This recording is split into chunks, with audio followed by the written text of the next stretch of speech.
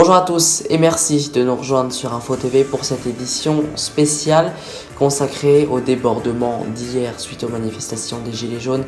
Des milliers de casseurs se sont réunis et ont détruit littéralement Paris. Il y a eu des dégradations un peu partout dans la capitale. Les forces de police se sont battues toute la journée. On fait le point tout de suite avec ce retour en images sur cette journée chaotique.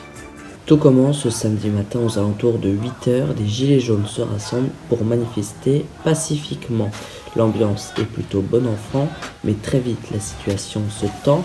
Des casseurs arrivent en masse, certains habillés de gilets jaunes pour se faire confondre parmi les CRS, d'autres avec des objets pour casser des masses, des battes de baseball, des casques pour se protéger des affrontements des CRS, mais aussi des matraques et des pavés. Les casseurs utilisent aussi du matériel urbain, comme ces poubelles en feu ou ces barrières.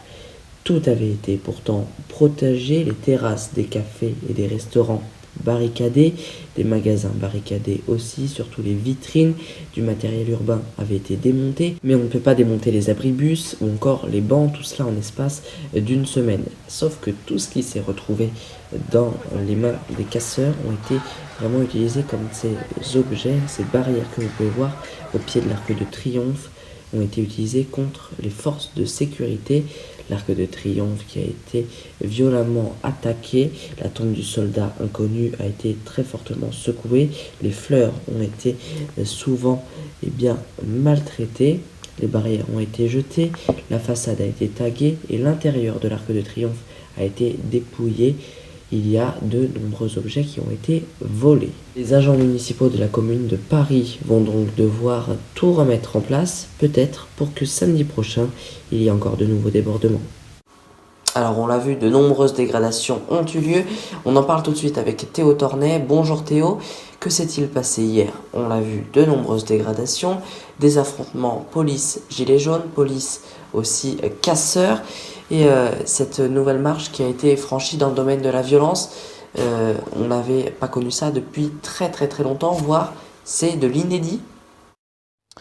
Bonjour Léon, bonjour à tous. Par rapport aux deux autres vagues des Gilets jaunes, celle-ci était beaucoup moins importante que les deux autres.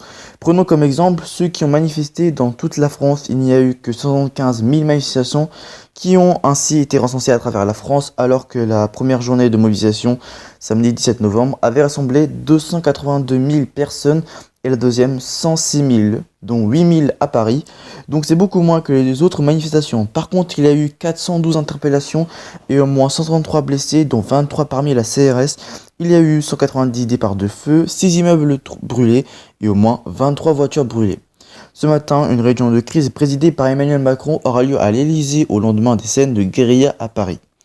Au niveau de la facture des dégâts commis par les Gilets jaunes, ce sera la mairie de Paris qui va réparer, mais les Parisiens qui vont payer les dégâts. Merci Théo, tu restes avec moi. On va maintenant, comme tu le disais, on va parler de ces semaines de manifestations qui durent en province aussi. Nous allons voir cela dans un reportage. Samedi 17 novembre, premier week-end de manifestation. Des prix des carburants notamment. En effet, depuis plusieurs semaines maintenant, le prix des carburants a flambé. Pour se faire entendre, il y avait donc plusieurs points de blocage, manifestations ou encore opération escargot. Il y a beaucoup de gilets jaunes, très peu de casseurs et Paris n'est pas du tout pris pour cible. Deuxième week-end de manifestation, il y a un grand rassemblement qui est organisé à Paris et le nombre de casseurs augmente considérablement. On avait 100 000 de plus la semaine dernière, c'est beaucoup moins donc, mais ce mouvement est monté en violence. Aujourd'hui à Paris, les casseurs se sont mêlés aux manifestants. Résultat, beaucoup d'interpellations, de blessés et de dégradations de matériel urbain. Des pavés ont été jetés contre les CRS, des barrages avec des barrières de chantier ont été réalisés. Et en province, des débordements ont aussi eu lieu dans les grandes villes. C'est notamment le cas au Puy-en-Velay, comme vous pouvez le voir sur ces images issues du réseau social Snapchat. La préfecture a été incendiée hier soir. On va maintenant parler du dispositif policier. Était-il à la hauteur? On rejoint tout de suite Théo.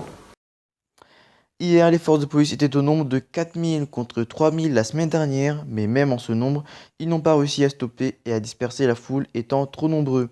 Samedi soir, le syndicat de police Alliance avait demandé d'instaurer l'état d'urgence et suggéré par le syndicat des commissaires de la police nationale, SCPN, en dénonçant un climat insurrectionnel. Le ministre de l'Intérieur, Christophe Castaner, a indiqué qu'il est favorable pour l'état d'urgence et qu'il serait prêt à tout pour mettre des procédures qui permettraient de sécuriser les Champs-Élysées. En ce qui concerne l'armée, le syndicat de police demande l'intervention et le renfort de l'armée. Pour cause, les forces de l'ordre sont épuisées. Merci Théo. Théo que vous pourrez retrouver mercredi à 15 h sur Info TV pour l'instant média.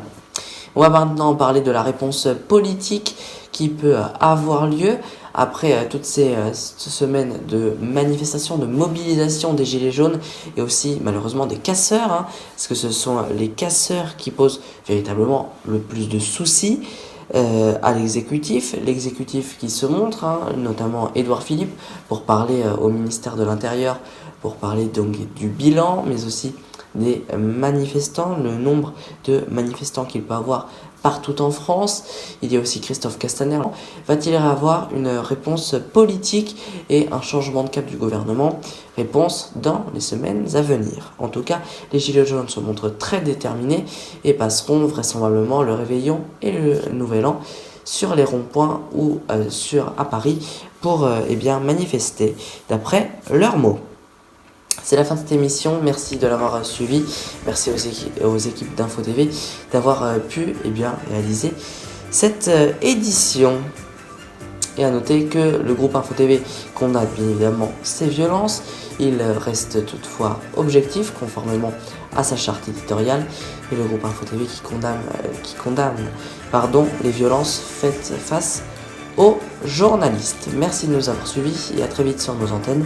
Mercredi, vous avez rendez-vous, comme je l'ai dit tout à l'heure, avec Théo Tornier à 15 h.